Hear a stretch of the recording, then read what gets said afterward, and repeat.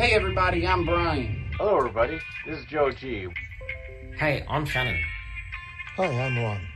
Hey, this is Steve. Oh, and we can't forget about Marcel. Oh, hey.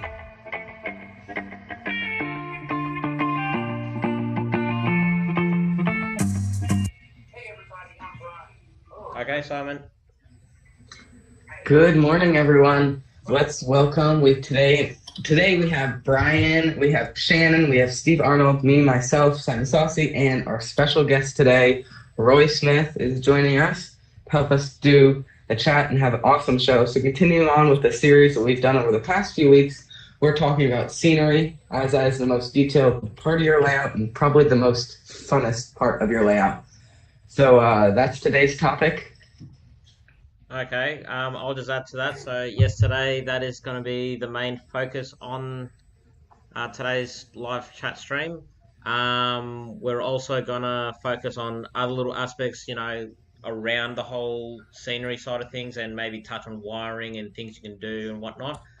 And Roy's going to help us out with that, and we'll probably also touch on a few other things that we can go into detail later on in future videos. Brian? Yeah, I just want to say good morning to everybody, and want to welcome Roy Smith as our special guest. Want to let him know how much I appreciate him being here, how much we appreciate him being here, and how much we appreciate each and every one of you guys that are in chat this morning. Steve?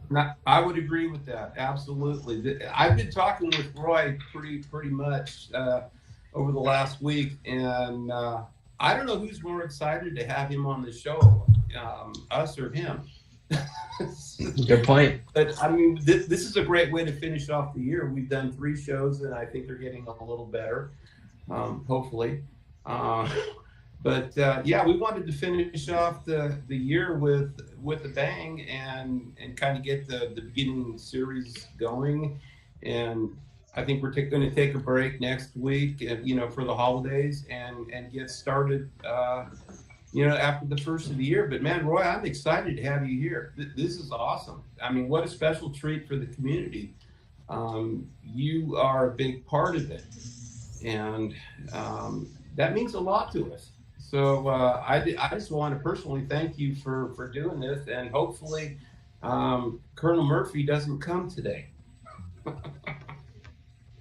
I'm excited to be here. Thanks for inviting me.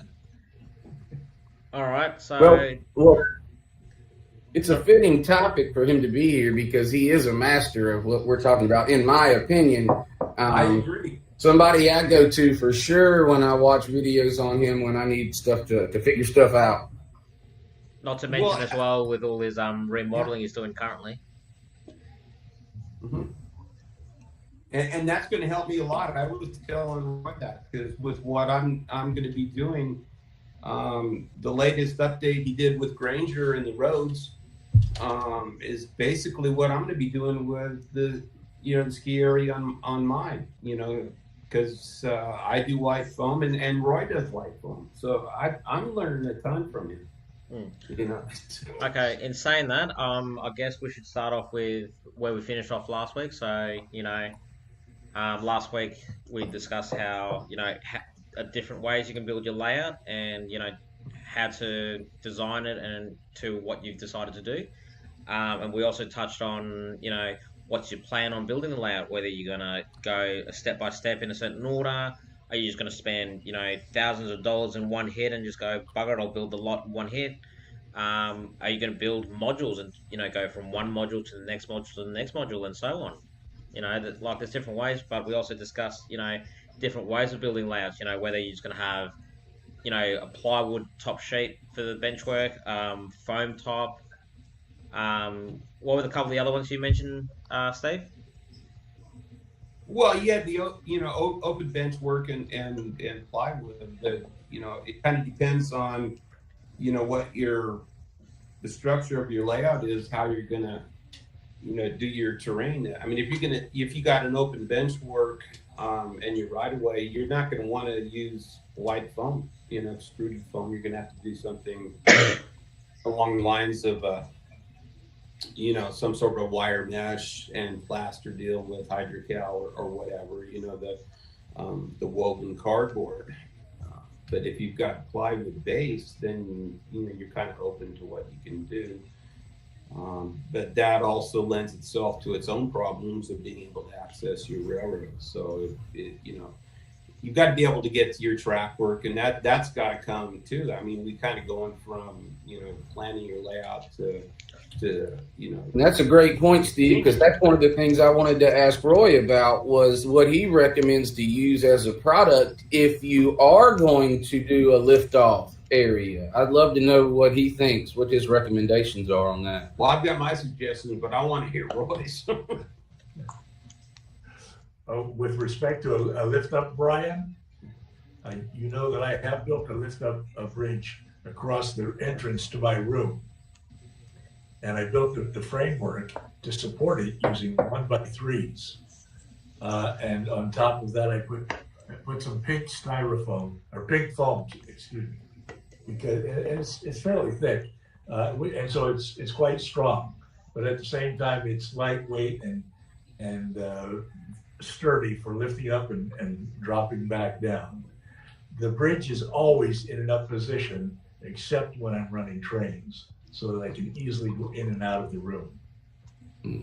But I certainly agree that a lot depends upon what you use for sub-road bed. And in my case, I use 1/2 inch plywood for sub-road bed, which is strong, but it does have the disadvantage of if you want to build something below track level, you have to do a cutout. So there are other methods which are preferable for a lot of below track level scenery. Every method has its advantages and its disadvantages. Yeah. Yep. Yeah. All right. Anyone else want to add to that, or? Well, I was just going to add to mine because I think everybody knows now I had a unique situation where I can't get under my layout on half of it because there's no bench where you can sit on a desk. And I had to come up with a solution to access the back of the track work. And I got a suggestion on one of my videos, and I'd have to find out who it was that told me.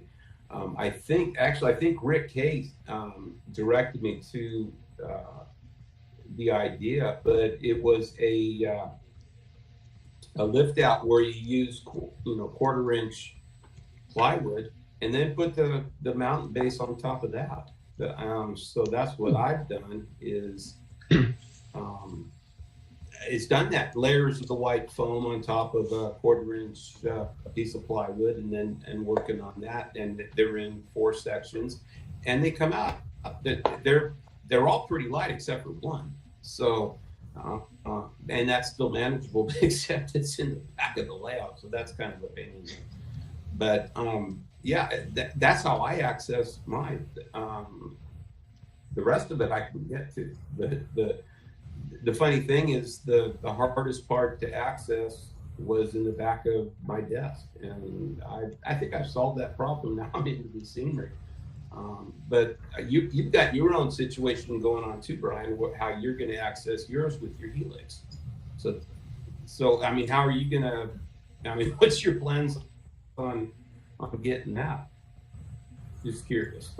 Well, that's one of the things another thing I was going to ask Roy about, because Roy, I've got kind of an unusual situation behind me with my Helix. I've got 3 turnouts at the very bottom of it, but I want to, for scenery purposes, I want to make it look like the Helix kind of dissolves into the side of a mountain. So my scenery is going to have to kind of cover multiple levels and come off so I can access the turnouts if there's a derailment. I'm able to get under it and do the wiring I need to automate them when I want to, but I'm gonna need to frequently access it if there is a derailment, because there's 3 turnouts in very close proximity back there. So what I'm gonna do is have a kind of an angle area like this that's gonna go up the Helix and have a mountainous area, but it's going to have to come off. And so it's going to need to be light, but it's also going to need to be sturdy. Well, access is the key word, right, Brian? I mean, you want to have access to all of your track, but most Right. especially your turnouts. Because if you have a problem on a layout, it's most likely to occur where you have not very good access. In fact, I think you can see right here what I did. I have this helix here. At one time, this was fully enclosed. And so I couldn't really access the track very easily, except from underneath the layout. What I did was, and I covered this in one of my videos, I actually cut windows, if you will, in the helix, in the masonite. So that allows me to access the trains in case of derailments or unloaded uncouplings. But it does one other thing. It allows me to see the trains when they're in the helix. Right. Mm-hmm. And I used to think, well, helices are not very prototypical and must be hidden from view. But I have since come to the conclusion that that's not the case. Helices do not have to be hidden, not only for access, but for viewing the trains that are in the helix. Visitors like to see the trains running, and they don't really like to see the trains disappearing for long periods of time, Right. which is what happens when the trains are in the helix. So I opened it up, as you can see, and I'm much happier with it now than I was before, because I can access my trains and I can see my trains, and so can my visitors. And that was a great idea to do that, Roy. When you did that, that was awesome. Yeah. I don't think you can see it on the camera there, but you recall that I also made the top of the mountain that sits on the helix Right. removable. I Yeah, can white lift out. it off if I have to.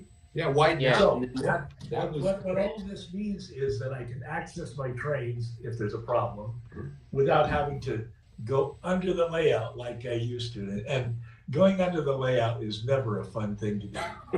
Yeah. Mm-hmm. And yeah, exactly that. Like, you know, insane with the whole having access to problem areas, you know, that also touches on another subject which comes back to track work, you know, like fingers crossed your track work is, you know, almost immaculate and perfect, but there's always a chance that something might go wrong thanks to Colonel Murphy. Right.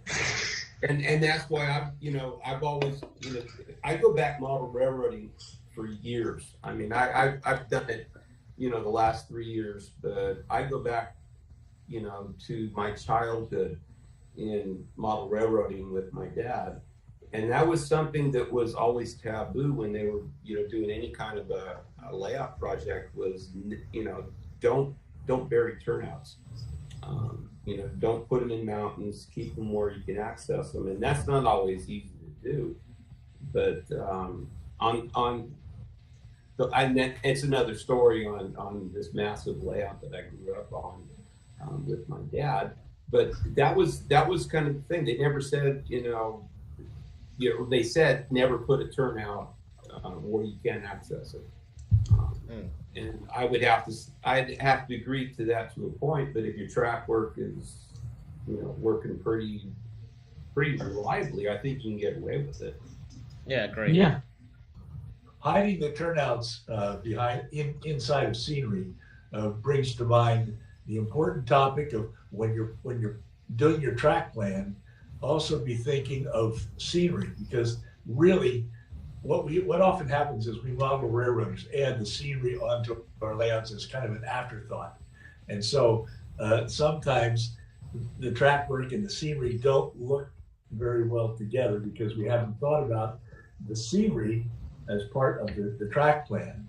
So as we're doing our track plan, we need to be thinking of how we're going to do the scenery as well.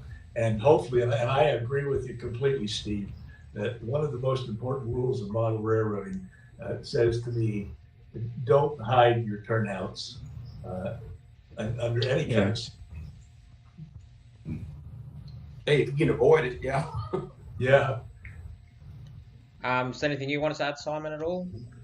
You seem pretty quiet. No, I think that's a good point. Yeah, if you hide your turnouts, it's always where it's going to fail. On my layout, I strategically put my turnouts like half an inch outside of the tunnel, It would have looked better if they were inside the tunnel, but if they were inside the tunnel, they would have failed always. And having access to your track is very important because when it derails and it's inside a tunnel, you have to cut a hole into your tunnel because you forgot to put the hole in the first place. Then you have a problem. Well, and that brings a point to mind too. And, you know, it also goes back to what we talked about, the quality of your track and the product that you use to lift your track. If you put a turnout in front of the tunnel, which I've done, and that's fine if your track works inside the tunnel. Yeah. But when it derails before, you know, and then you drag it inside your mountain, then you're dealing with derailment, and there's not a turnout under the mountain. So, you know, that goes back to your having your track work, you know, working fairly well. Yeah, I learned inside your mountains. Yeah, I learned my lesson last time, not putting a hole to access my mountain. So this time, the whole half of the both sides of the tunnel are open with just small pillars to hold it up, because getting access is important, and I just want to see it. Yeah. You know what? You made such a good point that I never thought about. It even if it derails at the turnout and then goes in the tunnel, dragging the derailed cars in the tunnel. Mm-hmm. I never thought about that. And then you got to get them out of the tunnel. Right. Exactly. Yep. That was something that never occurred to me. I'm glad you said that. Yeah. I've had it happen. That's issues I've got with my wonderful Atlas turnouts. Yes. Yeah. So you want to make sure that you kind of plan that out too. That I think is really important. At least in my experience. Yeah, well, wanted to add to that as well. Like, you know, with the design of my layout, I've got my whole mountain made out of insulation foam, and yeah, like I do have access on the sides for in case there is a derailment, but in case there's a really bad derailment where I can't grab everything, I just get 2 screws which are hidden. I've literally glued them onto trees. So I'll grab the trees, unscrew them off the foam, and the whole top of the mountain comes off, and the seams are hidden throughout the cliffs and everything. So can't really tell at all. That's very awesome. Well, you know, and actually, I don't know why that reminded me of something. I don't know if it's related to what we're talking about, but also when you work on track plan and fascia and where your trains are running, you want to make sure if they derail, they don't hit the ground. Yeah. You know, because I've had that happen. Actually, yeah. So yeah, you want to make sure that, you know, there's no way that your rolling stock of power is ever going to be able to, you know, to derail and go off layout. I mean, that's a disaster. I've seen that happen years ago with one of my dad's brass Balboa cab forwards. And All right, look at newbie over here. The whole train can fall off onto the floor the whole length of the way down. And you don't want that. Well, mine can too, but that's the reason I had to refurbish one of my engines. Multiple falls. Yeah. Has anyone heard of Perspex? Of what? Perspex, clear plastic. I thought about using that. Don't tell me Perspex is another Aussie slang that you guys don't know. No, it's not horribly. It's not. I've only really seen it used for like very delicate scenes, like if there was like an oil storage center with like or like propane tanks, like all the small parts, like something you don't want to bump up against. Yep. Okay, well, I guess I'll have to do a video later on about covering that on my layout, because I think you should. yeah. In saying that, I was just looking on my phone trying to keep up with some of the messages. Got a couple guys asking about static grass applicators, and you know, I think it's Sparky himself asking when doing scenery. You know, do you go by picture or do you go by your imagination? Both. You know what? I made a static grass applicator. You can go on YouTube and I can find a link or something. But yeah, I went to Harbor Freight And I made a static grass applicator for $8. Yeah, agreed. I made my own. It worked. I haven't, used it extensively, but I did try it a little bit, and it actually works pretty good. I mean, for what I'm going to do, I'm not going to spend a fortune on this static grass applicator. I spent more on the static grass than I did on the stuff to make the applicator. So Yeah. that's my solution. Yep. What else?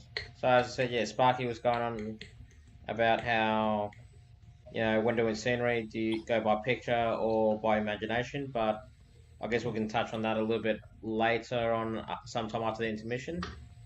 Actually, Rick K was putting out that you can use plexiglass, for protecting your equipment. So, Well, Yeah. plexiglass to you guys is perspex to me. Oh, It's now just clear I know what plastic. you're talking about. Okay. Oh, the light bulb See, just gone ding.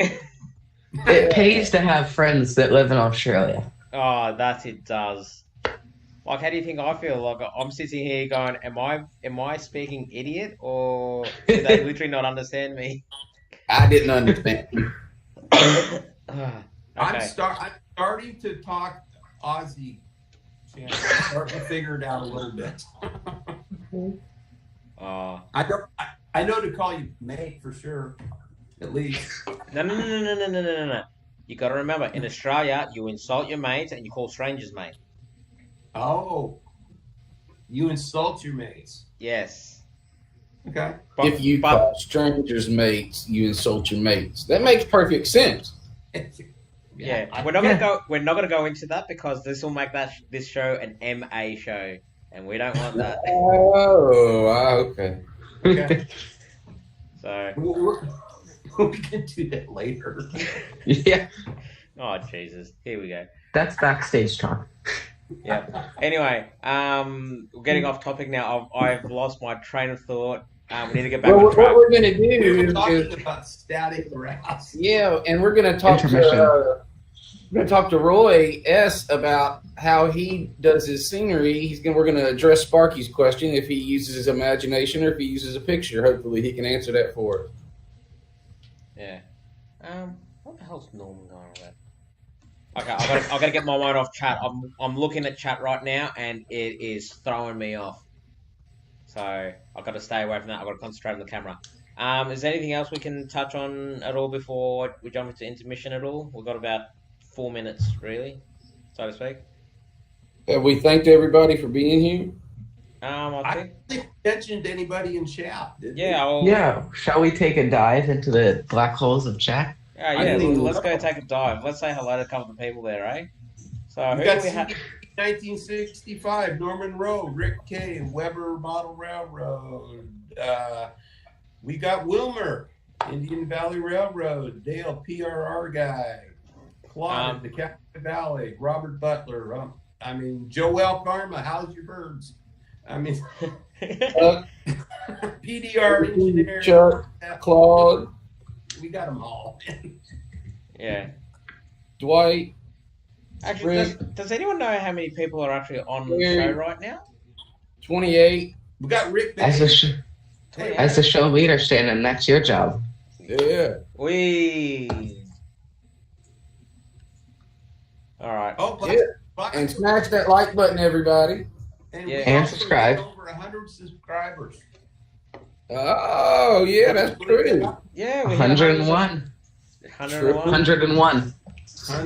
Man.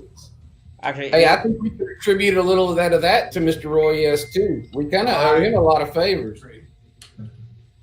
We're a tenth of the way to 1,000. There you go. I was thinking about that last night. And 100th of the way to 10,000. 1,000th of the. Yeah, I should stop. Well, we did it in months. Now you're confusing me. Stop it. It's just multiples of 10, Shannon. Hey, it is 2:30 a.m. my time, so leave me alone. All right. Okay. Well, I guess what we can do is we'll take a little bit of a break for the minute. Now, Roy, sends us a video for us to play during the intermission. So I'll chuck that on now. And yeah, I guess we'll all get our coffee refills. We'll get our biscuits, whatever we're drinking. And yeah, we'll continue this on in about 2 to 3 minutes. All right. Sounds good. Okay.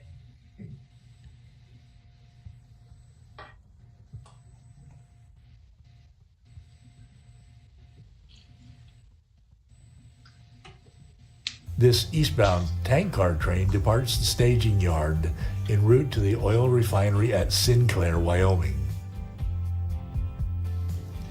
It climbs the western helix to reach the scenic part of my layout. The train passes through Echo Canyon, which is the best spot for rail fanning, both on the prototype and on my layout.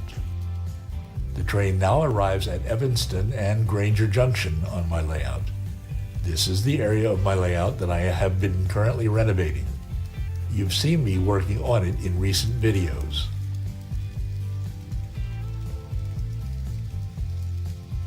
The train is now crossing Green River and in a moment will arrive at the western end of the classification yard in the town of Green River. The train will stop here for a crew change.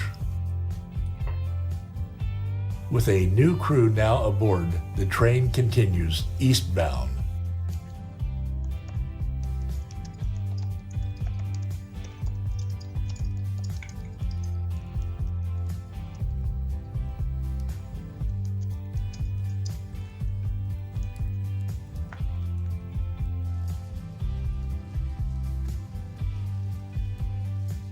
The train is now passing White Mountain, which sits atop the eastern helix.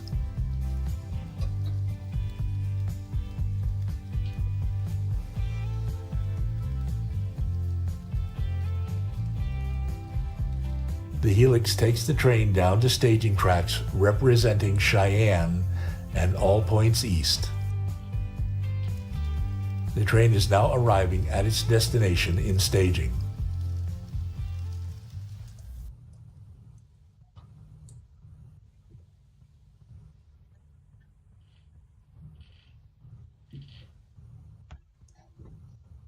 Okay, and we're back.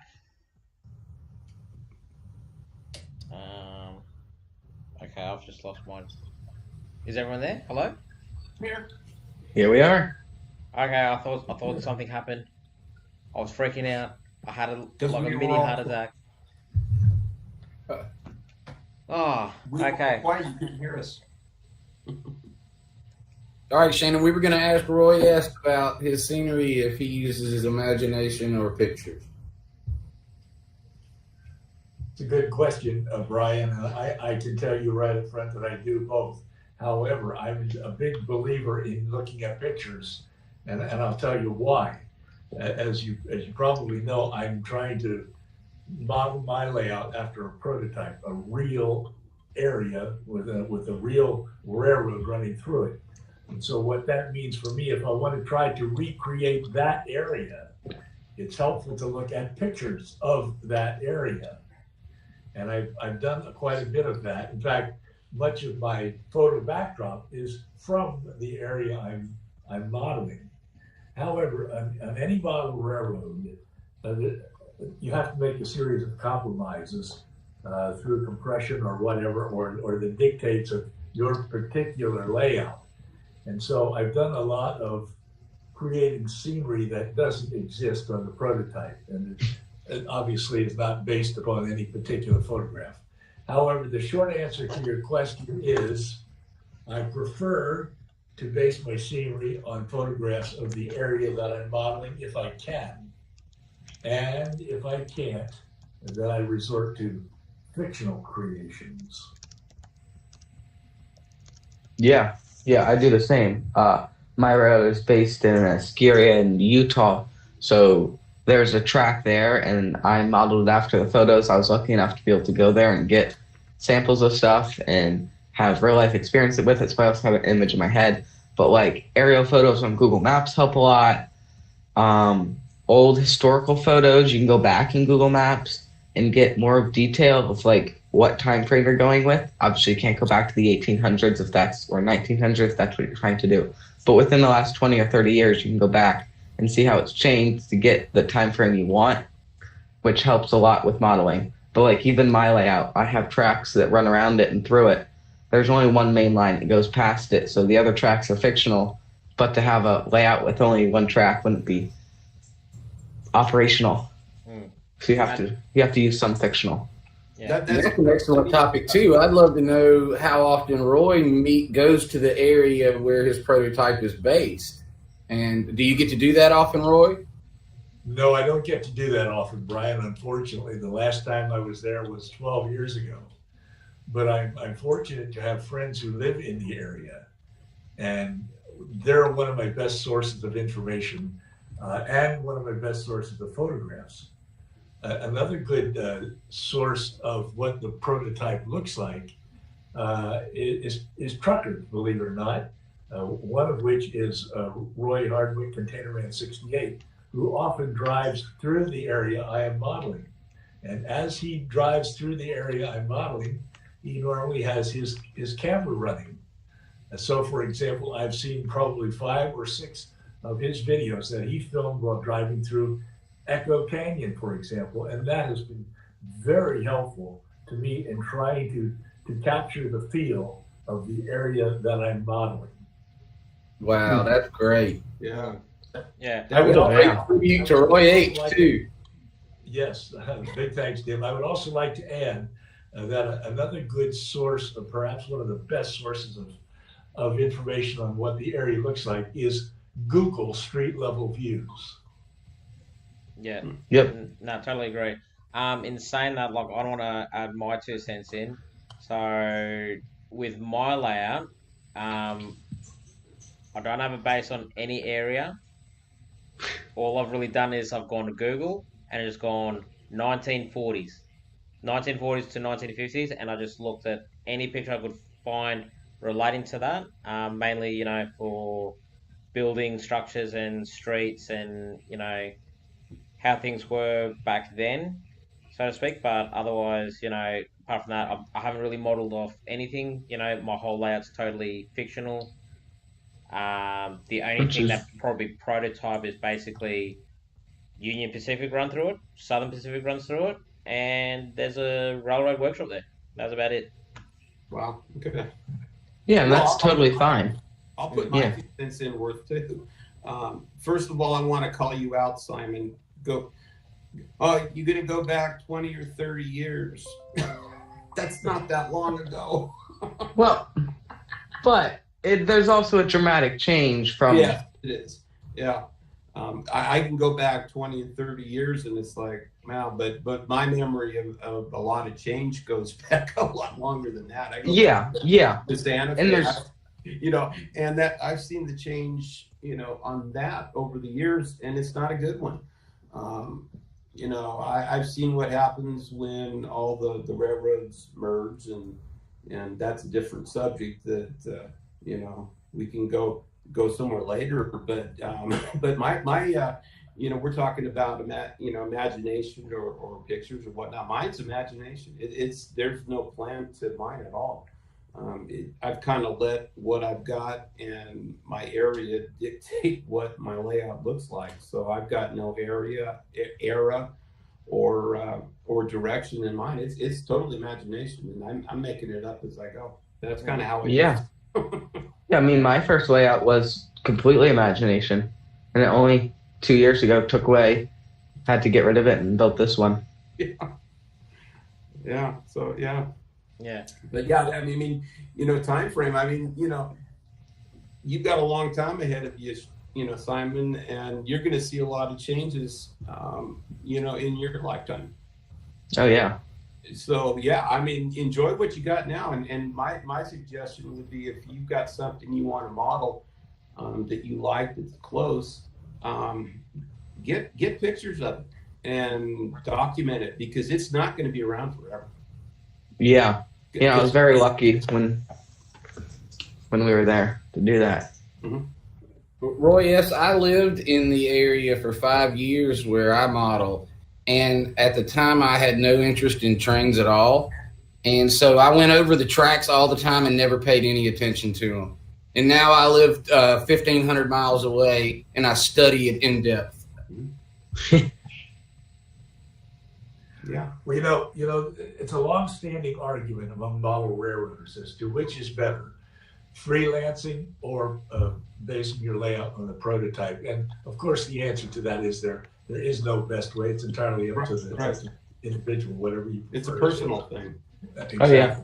Yeah. I can tell you that I have done both. My previous layout back in the mid-1980s it resembled central Pennsylvania with all the hills and the trees and that sort of thing. My home It country. wasn't really based on any other than that. It wasn't based on a prototype. So I referred to it as a freelance layout. My current layout is based on southwestern Wyoming, northeastern Utah, and the Union Pacific that runs through that area. What I have found is I have very much enjoyed basing my layout on a real prototype because it has allowed me to study the region, the terrain, the economy, the geography, the history. It has allowed me to try to capture the feel of something that really exists. And I have enjoyed trying to capture that feel. Yeah. And you have. And you've done a great job. Oh, yeah. Definitely. Absolutely.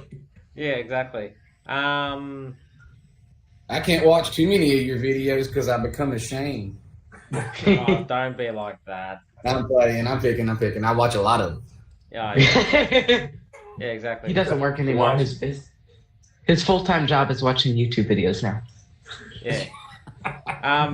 I guess the other thing we can touch on as well, in regards to scenery is so far we've covered, depending on how you've built your layout depends on, whether you're going to use foam, plasterboard, chicken wire, cardboard, newspaper, whatever. And, as well as we've gone over, using pictures and whatnot. I guess the last thing we can really talk or we can touch on for the scenery is, what kind of stuff, would be probably best thing for everyone to use, do you make your own static grass? Do you buy static grass? Do you make your buildings? Buy your buildings? Also, to back up just a little bit, you're going to have to color, whatever material you're using. The base. You got to color it, and that's where I am right now. Yeah, true. That's right. And that's why I'm following Roy, because I'm watching what he's doing, and he's basically using the same technique that I want to do with the white foam and the spackling paste and the sculpted mold and the paint and stuff. And I'm in that process right now, and mine's ending up a little dark. So I think the techniques to color your terrain is really important before you even start, thinking about static grass and trees and whatnot. And that's where I am. And I would love a suggestion from Roy how to do this, because I'm not really liking what's happening on my layout. Steve, for me, it was very easy to decide on the colors for my terrain. I simply looked at the prototype, and what I saw was a lot of light tans, light yellows, and light grays in the terrain of the area that I'm modeling. So that's what I tried to recreate on my layout, to use the same colors as exist in the prototype. Now, I have a question, Roy. Have you done straight coloring on the styrofoam, or do you always put the sculpted mold and or spackling paste over the top of it before you put your colors on, or have you had any success in just coloring the foam? You can do that, Steve. You can paint right on the white styrofoam. In my case, I prefer to cover the white styrofoam with either sculpted mold or spackling paste. Yeah. So I'm treating my white foam as a scenery base, rather than the scenery itself. And then I cover it. And I have used sculpted mold. That works very well, especially when you've got you need a certain amount of thickness that you've got to cover. Mm-hmm. But quite honestly, I prefer spackling paste because, well, for one thing, it's ready mixed, and all I got to do is take it out of the container and slap it on. But the real reason I prefer it is because it allows me to do carvings of terrain features and rocks better than does sculpted mold. Interesting. I mostly have used spackling paste on top of my white styrofoam. And once, as the spackling paste is drying, as it's setting up, before it's completely dry, it's easy to carve terrain features and rock formations in it. Now, what? After it completely dries, then I apply a base coat of latex paint. I normally use a desert tan type color as my base coat. Okay. And I go over it then with washes of various colors. I normally use Woodland Scenics earth tone pigments. Now, what proportion do you mix your spackling paste with water to get the consistency that you use? Sorry to interrupt, Steve. Your picture's dropped out. Oh crap! You know what? My phone's dying. Okay, hang on a second. Let's try this. Woo. We did this last week. Plug-in time.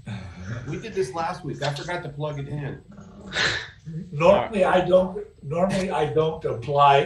put any water in my spackling paste. Okay.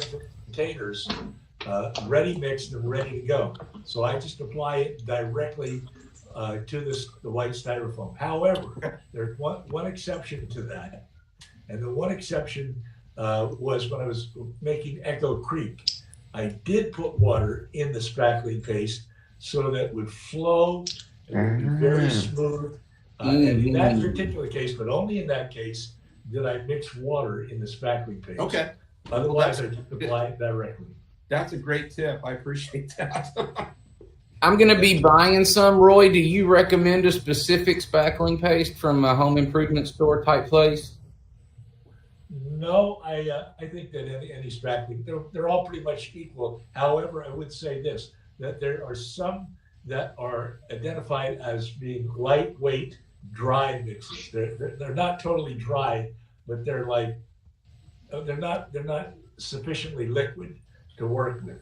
So rather than go with those lightweight spackling pastes, I would go with the regular liquid spackling paste. It just for me, it works much better. Now, how long do you let them dry, Roy, before you start painting on your colors? Or carving on it. Or carving on it, yeah.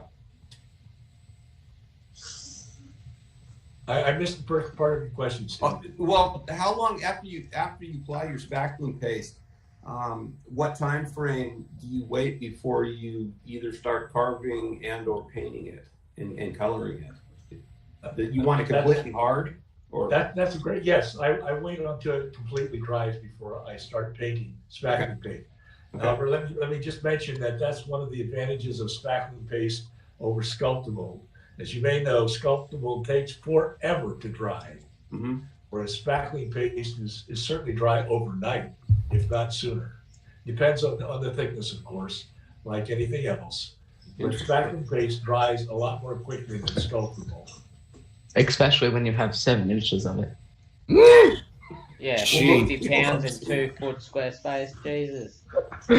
Now, Roy, though, how long do you wait before you start carving your scenery in the spackling paste? Do you do it immediately, or do you wait for it to dry too? No, not immediately. I wait for it to begin to set up, which can be maybe 30 minutes, an hour, or something like that. And the reason I wait that long is because it holds its form. If you start carving in spackling paste when it's still too wet, it won't maintain the carvings. They'll just flow together. Okay. So wait until it begins to set up. You can start to make the striations and the rock fissures and all of that sort of thing. Now the other choice is to wait until it completely dries. And yes, you can carve spackling paste after it completely dries. However, spackling paste tends to be a little brittle when it's completely dry. And so sometimes as you're carving it, it tends to flake off if it's completely dry. Okay. That's why it's better to do the carvings when it's already setting up. It's still a little wet, but it's not completely dry. But it's not so wet that it loses your carvings. Okay. You can play with the spackling paste and just experiment. If you start too early, it won't retain the carvings that you're trying to put into it. If you wait too long, it'll be, of course, completely dry, and you can do it, but it's just harder to do it. Well, I haven't done any spackling paste, Roy, but what I've done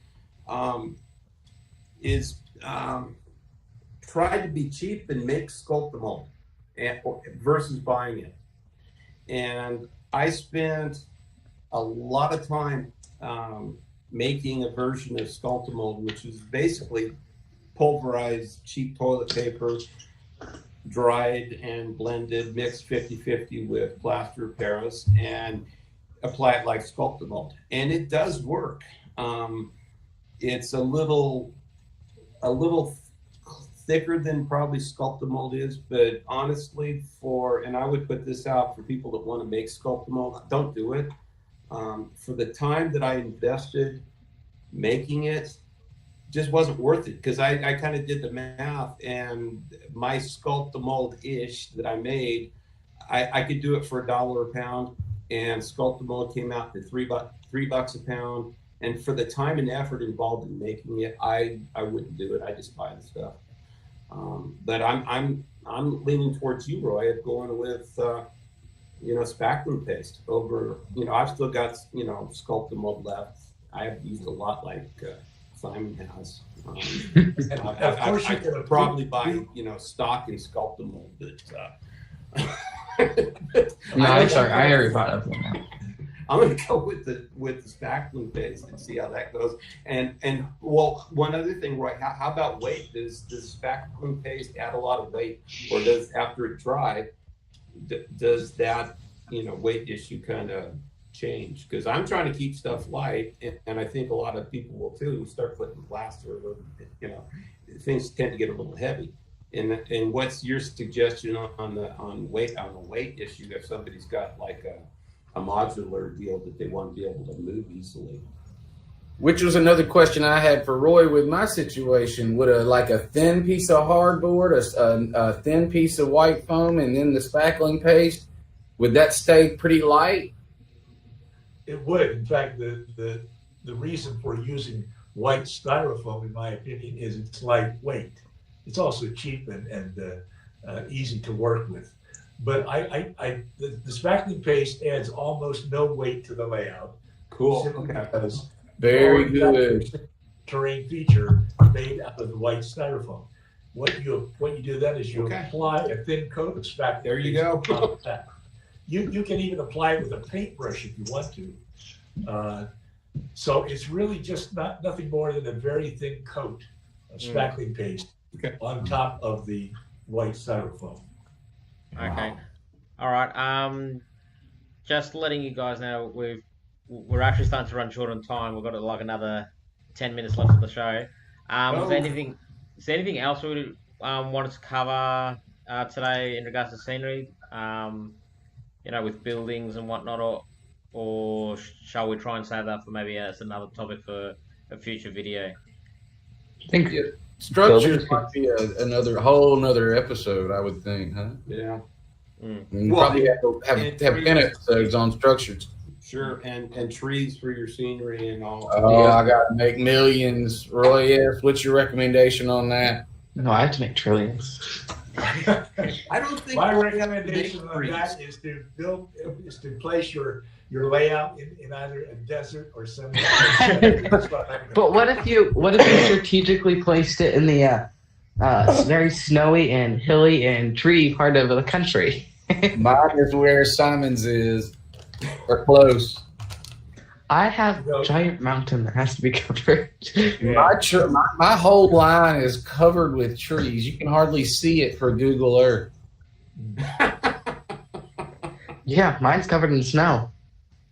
There you go. Well, I used to be. So on that, see, now mine's all brown, but maybe I should go back like you, Shannon, and just paint it like snow again. Mm. All right. Okay. Well, is there anything else we wanted to let everyone know? I do Obviously. want to announce the live stream, Shannon. Sorry. I want to announce the live streams before we go. Whenever you say okay. Yeah, no, that's fine. I just wanted to touch on so obviously next week. Actually, let me just check the calendar. So let's see, next week. So we won't be able to do a show next week. Let's see, the 4th. So probably. So I guess if we wanted to, we could do a show on the 4th, or we could do a show on the 11th, which is the second week of January. So did any of you guys have anything you want to say like that, or even the guys in chat, I'm open. I'd leave chat, decide, if they want to take a week or two off or whatever. Yeah. All right, well, chat, you've got 10 minutes to let us know. So decide now whether you want the next show to be on the 4th or the 11th. Because either of those days work for me. Do I get to vote? No. Are you in chat? Yeah, if you want to vote, Brian, you gotta jump in chat. I go into chat to vote. Okay. Do that. Yeah. What else? Is there anything else we wanted to announce for next year? Steve, was there anything you wanted to say, or anything? Well, yeah, I'd like to, personally kick this, this show off really good next year, whenever it starts. With whatever topic and but it's about the community. I wanted to finish off this year with a bang. We're just getting started. This is show number 4, and hopefully it's better than the first one. But having you on here, Roy, to end up basically the last show of the decade. I mean, we're finishing up 2019, and I can't think of a better way to finish it up than having Roy Smith on the show. That's Thank you. Thank you. It's been a pleasure to be here. It's amazing how fast this hour has gone. Yeah. Okay, so is there anything else we wanted to mention at all? Like, I know obviously behind the scenes we have a few plans in store for the community. I'm just trying to keep myself reserved. I don't want to spoil anything. Don't you dare, Shannon. And looking through chat, I'm seeing that a lot of the 4th. Yeah. So far, yeah. Norman says the 4th. Sparky says the 4th. Robert Butler 4th. I mean, it sounds like Dale PRR guy Bass 4th. Yeah, look, it sounds like 4th is kind of getting a thumbs up for getting started. Yeah. And who knows? Maybe next year we'll do something special, like a giveaway. Maybe we'll see. Yeah. No, like we did say that we were going to do something like that. But there was a couple of other ideas that I know we've been throwing around. It's on the tip of my tongue, but unfortunately, I am. Don't you dare, Shannon. I'm constrained. Well, we can't give it away. I mean, don't give it away. I know. We've got ideas. We've got plans for a giveaway. Actually, I think they're going to be really cool, and it's going to involve the community. If we can pull it off, basically, the community's involved. So, hold your tongue. Actually, it's not really a giveaway. It's kind of yeah. I'll just leave it at that. Yeah, Simon's pulling the whip out. We need to have people come back. If we tell them everything on this show, they won't come back. I'm not giving it away. No, they just need to. You guys just need to know that we got things planned. Yeah. Actually, maybe we can get Roy back on the show next year, and maybe he can help us announce what's going on. Maybe if that's okay with you, Roy. Yeah. It would be a pleasure. We would love to have you, Roy, as much as you want to be here. Yeah. Yeah. Definitely. If you want to be here every week, we'll have you every week. We don't mind. It's that. Yep. Yeah, Brian. Is there anything you want to say, Brian? Oh, I just want to thank Roy so much for being here with us today, and more importantly for all the help that he's been throughout the course of our growing up a little bit. He's been supportive on his channel. He's been supportive in the chat. He's been supportive coming on today. And, I really learned a lot from you today, Roy. It was a pleasure to get to spend 60 or 70 minutes with you today. I want to thank you for your time. I really do appreciate it. Yeah. Yeah. I agree. Agreed. I've been thinking about my scenery issue for a month and a half. He solved it in 45 minutes. All right. He's a genius. Okay. I guess before I close the show off, Brian, you wanted to do announcements? I do. I want to thank everybody for being here today and for contributing in chat. There are the weekly live streams. We got Tiegatten Valley at 7 o'clock on Monday night. All times are Eastern. Tom's Trains and Things at 8. You've got On Track Tuesday. That's normally at 7 Eastern every Tuesday. And I think that Wilmer is going to be coming up soon. If not this Tuesday, I'm not sure if they're having it because of the holidays. But Wilmer also has Not Bad. Check that out every week. Sparky's at 7 Eastern on that's Sparky 107. Hot Rod Rodney is live and working and cooking with steam. I actually saw a little bit of his live recording today. His internet issues are solved. That's at 7 o'clock on Thursday. You got Vinny B and SF6951 at 8 on Friday. And then us at 10 a.m. on Saturday morning. We'll do that on the 4th, I think. Yep. No, agreed. That's what everyone else voted for. I had something on my mind and now I've forgotten. It's only 3 a.m., Shannon. Really? Yeah. Yeah, don't remind me. I mean, I've got this big. Hang on. Just for the viewers out there. Where's your hat again? I want your sombrero. No, I am not wearing that thing again. Not today. Not today. How much money? No. We're not going to get money in this because next minute, the bloody chat's going to get in on this, and then all of a sudden we're going to have an auction. We'll do it for Scheming. Oh, Y'all, one more thing before we go. I want to thank all the guys who do those live streams for mentioning ours. They've really been doing a fantastic job of that for us, and I really appreciate them doing that too. We all do. Yeah, we do too. Yeah. Oh, excuse me. Coughing up a lung here. All right, Brian, can you take over for 2 seconds? I'm about to cough up a lung. I can. Well, I'll just say I'll just add that this whole thing is a community effort. We've got the Back on Track team, and we're trying to make this thing work with the community is going to drive it. I mean, this isn't about one person or 8 people or whatever. It's about the community and building the hobby and just enjoying what we do. And that's what's so wonderful about having you on here, Roy, because you're a driving force in the model railroad community. And we can't tell you how much we appreciate you being part of this. That's just my opinion. I think this is a great deal we got going, and everybody over in chat, are supporting it, and we're supporting you guys, and that's what we're going to try to do with this thing. Yeah. I remember watching Roy's videos when I had 9 subs in a loop, and so the fact that I get to sit here and talk to him today is just awesome. Yeah. Thanks again, Roy. Well, yeah, and I want to say one other thing. I've talked to Roy a little bit in the last few days privately, and I want to say, Roy, you are a very charming man. I really enjoy talking to you, and I think we can count you as a friend, and we'll do the same. And we hope we can all stay in contact with you, and we really appreciate you. You're down in Panama, but you're part of this family, and we really appreciate it. And I want to thank you. Thank you, Steve. That's very nice of you to say that. It's always fun to hang out with my model railroad friends. No, definitely.